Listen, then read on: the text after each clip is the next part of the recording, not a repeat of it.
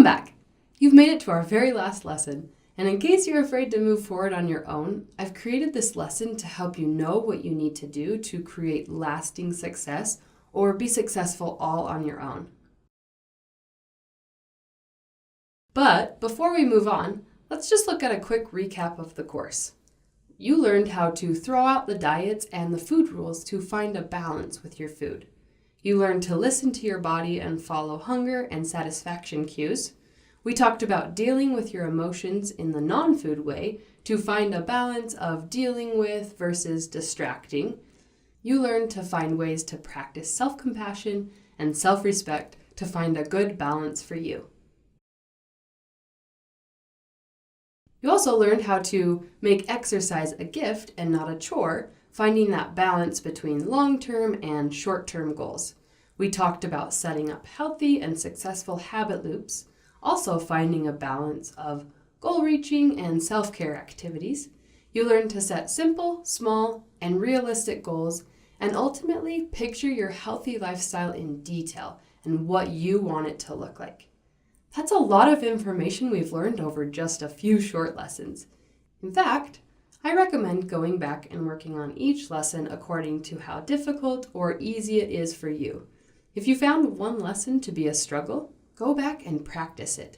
Implement the lesson into your life and practice it over and over. A better relationship with food will only come with regular and consistent practice. And remember, the key is balance.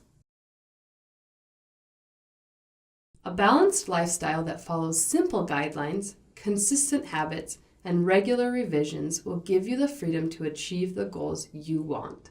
The best part is that having guidelines actually brings you freedom. It's not about restricting, but about having freedom to become the person you want to become. So how do you set yourself up for lasting success? The key is to practice small, consistent habits, one habit at a time. Let's take a look at a typical example. In January, we get really excited about our goals. So we set up everything we need to do to get there fast. We decide we are going to exercise an hour a day, strength train 3 days a week, we're going to meditate and have perfect nutrition. And then what usually happens? By about March, most of the time we aren't doing any of the behaviors and decide we'll start back up in the summer when the weather's better. But then summer gets busy and our goals fizzle out. We figure we'll get back into a routine in the fall when school's back in session. But that doesn't really work either. And then the holidays. Why even bother trying during the holidays? We have January to pick everything back up again. And so it goes, the vicious cycle. So let's take a look at a better example of how to set your goals so that you will actually achieve them. What if, instead, on January 1st, you decided to start with a 10-minute walk each day? You stay consistent with that because it's simple enough. Then in February, you feel good about what you're doing, so you add another 5 minutes to your walk. You continue to add time, and then as you feel more confident, you add in some strength training. As you go along, you increase time and/or intensity until you've reached that routine you wanted all along. That seems so much more doable, don't you think? Now let's take a look at a different example with food. You decide to start with adding 1 veggie per day in your diet. You slowly increase it as you feel more confident, and eventually, you're consuming your goal of 5 fruits and veggies per day. And it wasn't even that difficult because you took it one step at a time. Now, you don't have to wait until January to start this.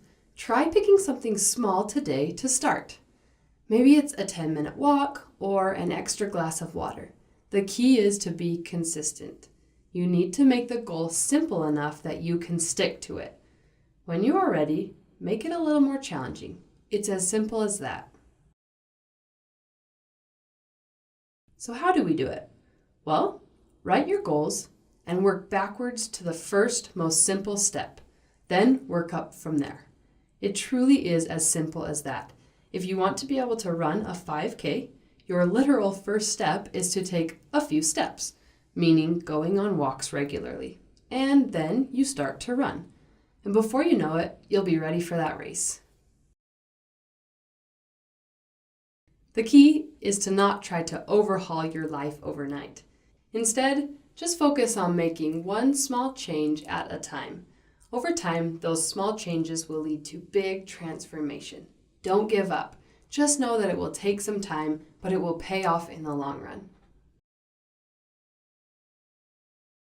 So, your action item for today is to write down your goals, then choose one of them to focus on right now, break it down into small, simple steps, and then add habits as you feel ready.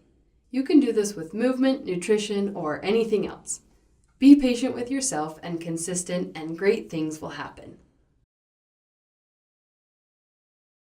Well, that's the end of the course. Thank you for joining me, and I hope you've learned how to better your relationship with food and yourself. And I know with practice, you'll achieve that healthy lifestyle you want and deserve, because you're worth it.